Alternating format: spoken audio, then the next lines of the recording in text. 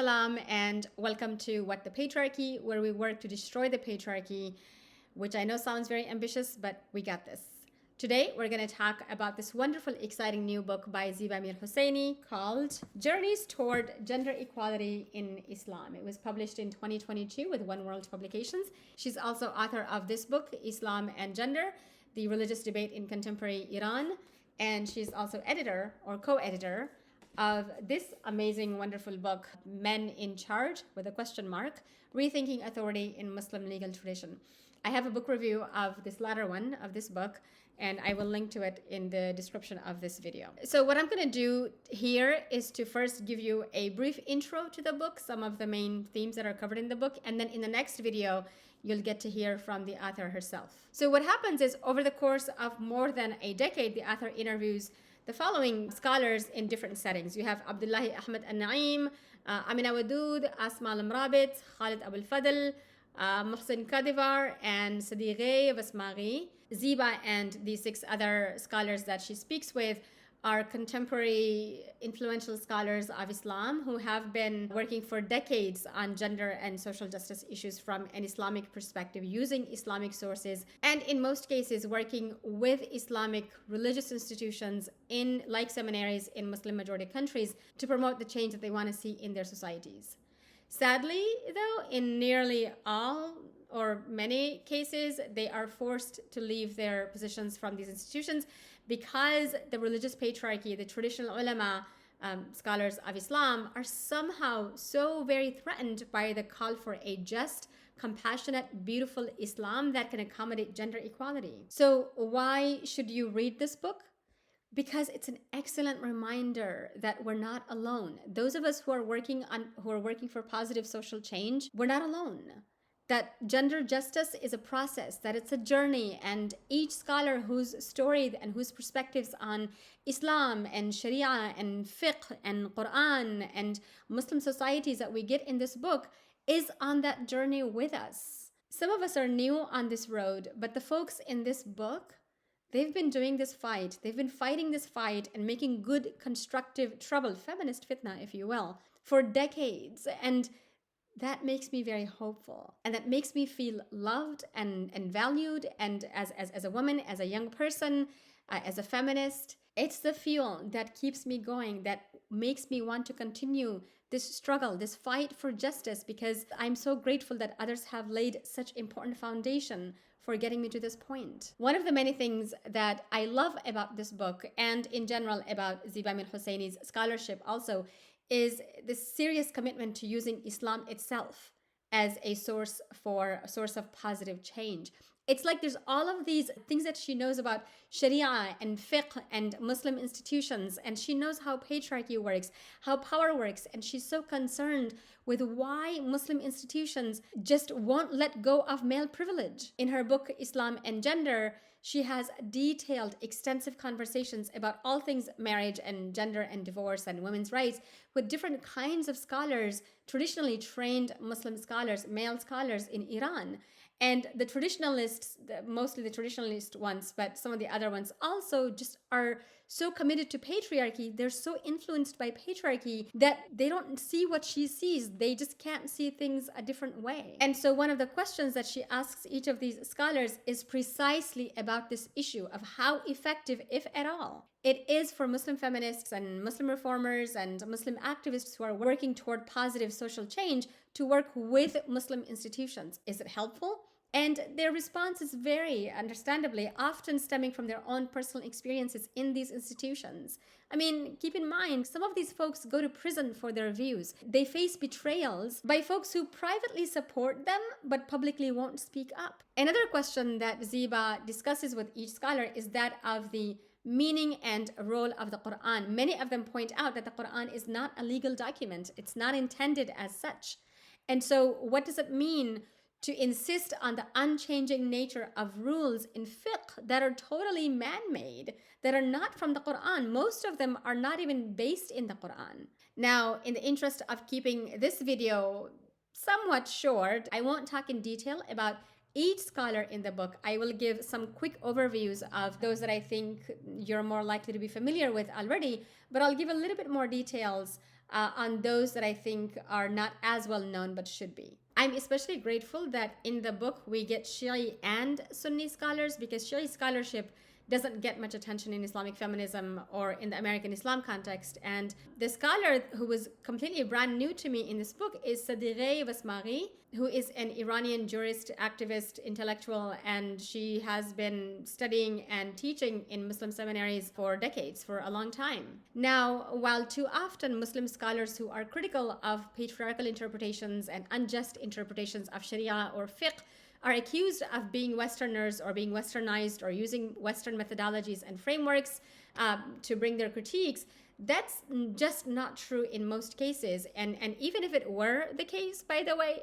so what? Because historically, Muslim scholars relied so heavily on Western notions of gender inequality to read injustice into the Quran and into the prophetic tradition. So why can't we do it today to get the opposite results, to read Western notions of gender equality instead? The reality, however, is that the patriarchy has already made a conclusion that Islam is inherently inegalitarian, inherently unjust, that women in Islam are inherently inferior to men. And again, historically, they cited Western intellectuals, quote unquote, like Aristotle, to support this claim. And Muslim patriarchy just won't tolerate alternative viewpoints just on gender and sexuality issues, because on everything else, they've made changes: economics, politics, even something like worship and rituals. We've seen changes, and you would think that gender inequality is an essential message of Islam, and that's why it is not to be meddled with. A main takeaway for me in this book is this: today's traditionalist patriarchal Muslim scholars pretend that their hands are tied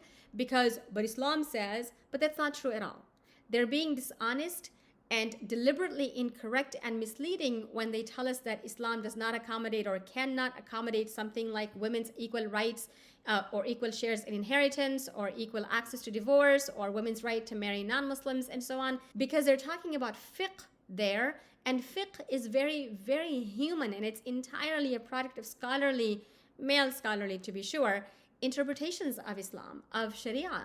It needs to change with time. Fiqh is it is expected to change with time, and trust nobody who tells you otherwise. Ziba speaks with each of the scholars about their intellectual journeys, their opinions on gender justice and gender issues in Islam more generally, sometimes their approaches to Sharia and fiqh, if and how their opinions and approaches have evolved with time, what they find of their publications to be most significant, and so on. There are times when they disagree with each other, and there are times when they share a common principle or common principles but disagree on the language, and it makes for a very rich, fascinating conversation. In describing her own journey, when Ziba is talking about influences and her sources of inspiration, she talks about folks before her who challenged the patriarchy from within using Islam itself, including Tahir Haddad, whose book Our Women in the Sharia and Society, published in 1930, had a huge impact on her. Fazlur Rahman's The Status of Women in Islam, a modernist approach, published in 1982, was important for her. And Nasr Abu Zaid's The Status of Women Between Quran and Fiqh, the writing of which got interrupted by his untimely death in 2010. I think that one of the most tragic things to have happened in Islamic history is that Haddad, who was Tunisian, was severely penalized for his critiques of women's treatment in Tunisian society. He simply argued that the Sharia grants women full equality with men. And apparently this was so wrong to say that he was condemned heavily for it. And I'm talking here, he was declared an apostate, his degrees were revoked, he lost all kinds of support, and he died in isolation and poverty. And then, this is a part of the tragedy, Tunisia later uses exactly his arguments to give women so many of the rights that Tunisian women enjoy today, including women's right to marry non-Muslims and equal share in inheritance. He was essentially killed for saying things that have now become mainstream in Tunisian society. She also beautifully summarizes the different approaches to gender issues in Islam, which she classifies as traditionalist, which is rooted in the idea of gender inequality between men and women; neo-traditionalist, the whole women and men complement each other, or gender complementarity; and reformist feminist, gender equality on all fronts. The chapter is also a very useful text if you're looking for a quick summary of Islamic feminist arguments, approaches, methods, frameworks, and so on. The first person that Ziba has a conversation with is Abdullahi Ahmad al-Naim, One of the most fascinating points in this conversation is that of their disagreement on the distinction between fiqh and sharia. Ziba insists in this book, as she has in much of her other work, that the sharia and fiqh are not the same. That sharia is abstract and broad, while fiqh is an attempt, a human attempt, to make the sharia applicable and practical and relevant to human life. For Ziba, this distinction is fundamental for social justice and gender justice works. It is liberating for Islamic feminism in particular, because it means that fiqh is naturally and by definition supposed to be constantly evolving. And it's supposed to be changing and accommodating new human realities. Abdullahi, however, does not find this distinction so useful. And I'm not quite sure, to be honest, why, because I feel like the whole time that I was reading this conversation, I kept thinking, wait, that's exactly what Ziba is saying. And yes, that's true. So, for example, he says on page 72, there must always be a human understanding of the divine. Precisely. It's fiqh, right? I think he may be trying to say that fiqh and sharia are one and the same, because you can't have sharia without fiqh and you can't have fiqh without the sharia. Then there's Amina Wadud. We learn here about Amina's upbringing, her journey to Islam, her father's influence on her work, on social justice, on gender justice, on activism, the origin of the book Quran and Women, rereading the sacred text from an Islamic perspective, on which I've done a video before, her involvement in Sisters in Islam, which is a Malaysian women's organization using Islam for feminist change. Generally, her history of challenging patriarchy from within the Islamic tradition, the story behind her leading a mixed gender prayer in 2005, which was sensationalized in ways that she didn't approve of, and her evolving relationship with feminism, with Islamic feminism. And one of my favorite parts of the conversations here is about the origins of her model, the Tawhidic paradigm, and her argument that patriarchy is shirk, idolatry, which is one of her most important contributions to the study of Islam. We also read here about her idea of the feminine divine, or the divine feminine, where she rejects masculine constructions of God because she points out, and I quote here, people tend to read the Quran to exclude females simply because the language is in the male form. Her journey also includes experiences with patriarchal interpretations of Islam, of the Quran more specifically, as they were explained to her by those with whom she was studying the Quran. And she just couldn't accept those interpretations because she noticed that these scholars, these teachers, were reading things into the Quran that weren't there. And then later, as she studies more and she studies theory, she's able to understand what is happening when humans impose meaning onto the text, or when they try to make meaning of or make sense of text. Like the other scholars in the book, she points out that the Quran, or any text, really isn't just a piece of text. It's not just writing. Our explanations and understandings of the text are responses to our experiences, our location, our positionality. And then we have a chapter on Asma Rabih, who I think is very underrated and needs to be much more well known in our conversations on Islam and gender and in Islam generally. She works against both patriarchy and Islamophobia, and so she's challenged and critiqued and dismissed by folks on multiple fronts. You have the secular feminists who reject her ideas.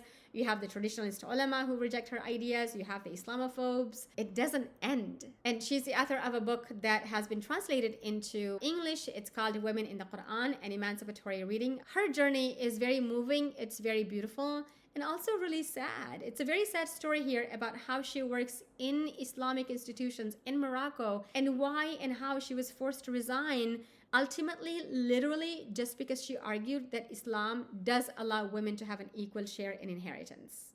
She received so much pushback and ridicule from Islamic scholars, from male ulama, for a lot of her interpretations on gender in Islam. There's anecdotes that she describes that make you really sad. The way that Muslim male scholars talk to women, but she shows them in their face that they are illogical, that they're the ones who don't have an argument, that they're the ones who don't know Islam, because they keep telling her that she's not qualified to speak on Islam because she's a medical doctor. She's not a religious authority on Islam, that she didn't study in a seminary, and so she's therefore not allowed to have an opinion on anything Islam. Her interpretations of the words hijab versus Himar are also really interesting here, since she points out that the Quran uses the word hijab to mean literally a curtain, a physical barrier, but that the patriarchal Muslim tradition applies the word hijab to gender segregation and women's head coverings, and that's incorrect because it comes with serious implications and impacts on women's lives. She argues that the Quranic concept of hijab, which again means literally a barrier in the Quran, was distorted to Quranically justify women's seclusion and relegation to the private. Khalid Abul Fadl gets a chapter here also, and his story is a very important one. Here we see so many more examples, like in the other chapters, of how politics, greed, corruption, despotism, tyranny disrupts work on gender justice, and how some scholars agree in private about the fact that Islam is gender just and it can accommodate gender equality from within, but publicly they won't admit that because then they might lose power and influence and money. Ziba talks with Khalid about his major influences like his mother and his wife, who have a very important impact on his journey, and his major works. And Khalid is trained in both traditional Muslim and Western institutions, and so he offers excellent arguments to challenge the patriarchy using Islamic arguments and sources. He describes Reasoning with God as the work that most reflects his latest thinking. This book took him 10 years to write. And it emphasizes the idea of reasoning outside of the text, that we as readers of religious texts must take ethical stances, that the texts themselves are not sufficient. We have to make choices about what they mean, and the choices that we make should necessarily be ethically grounded. Next up is Mohsen Kadivar, who is an Iranian jurist trained in religious institutions in Qom, a major center of Islamic learning in Iran. He too, like many of the other folks in this book, has suffered tremendously for his religious views. Again, literally for arguing that justice, compassion, equality, dignity are all inherent to Islam. Some important themes in this chapter that I recommend you look more into are Mohsen's idea of structural ijtihad versus, say, traditional ijtihad, the idea of a holistic reform in fiqh rather than piecemeal reforms. You can read more about this idea in his article, Revising Women's Rights in Islam, which I'm going to link to in the video description. The main message here is about justice as an essential, fundamental element of Islam. He talks a lot in this article about how historical Muslim jurists have drawn heavily from Aristotelian notions of justice, such that they were able to grant women fewer rights using Aristotle's patriarchal view of the world. Talk about Western influences. Another important theme here is that of his approach to the Sharia and Islam generally, which he bases on 4 principles, 4 criteria. You have justice, rationality, effectiveness, and morality. Using these principles, he argues that too many historical and current fiqh rulings are actually un-Islamic. They just don't qualify as Islamic anymore because they don't follow these principles. Mohsen Kadivar remains firm in his belief throughout his life that texts, religious texts, should be understood from a justice and freedom-oriented perspectives in an egalitarian way, because they have the inherent potential to be read and applied in such a way. He highlights that the Quran never calls itself a book of law, but a book of light, a book of guidance, and that it's humans' job to read the Quran in such a way that they remain a source of light, a source of guidance, and to read these texts in a way that we can find best meaning from it. Also, he supports women's right to marry non-Muslims using the Quran itself, and I love that especially because that's what I'm currently working on for my research. On to our last content chapter in the book, which is on Ziba Mir-Hosseini. She taught at the Faculty of Theology at Tehran University in Iran. She has studied and taught fiqh in seminaries, and she talks about the challenges that she faced as a woman studying and teaching in these institutions. She's published extensively on Sharia, on Islamic law, but in Persian, and so not easily accessible to anybody who doesn't speak Persian. Although one of her books was recently translated into English, and it's called Women, Jurisprudence, Islam. As you can see here, a common thread that we see in the works of each of these scholars is their work on fiqh, really on the ways that fiqh holds contemporary Muslims back from a compassionate, just practice of Islam, because it is so deeply discriminatory and unjust to women. Like the other scholars in this book, also, Sadeghi asks questions like, how do jurists, Muslim scholars, Muslim thinkers come to know what they know about Islam in their fiqh rulings? These jurists give their own opinions divine validity by claiming that they are unchanging, divine Shari'i rulings, but that's really never been the case, and that has never been true and never will be true. A great example is something like criminal laws and family laws in fiqh. They're not from Sharia. They are not from the Quran. They are human-made, literally man-made, and they must be subject to change and development. Importantly, also, she argues that the Sharia should not be applicable to everything, that it should not govern every aspect of life, because neither God nor the Prophet Muhammad ﷺ mandated laws that governed people's social and political lives. The Prophet's own Sharia is different from what Muslim jurists have historically claimed, she argues, that we're making a huge mistake as Muslims, as humans, if we keep archaic, old, ancient laws of different cultures and realities and consider them to be Sharia. She proposes limiting Sharia's application to ibadat, or worship, relations between God and humans, God's rights, not human interactions with other humans, social interactions. And she also disagrees with using hadiths and sunnah as a source of law. I also disagree with that. I also find her views on marriage really fascinating and relevant, that marriage is not something that Islam defines for us.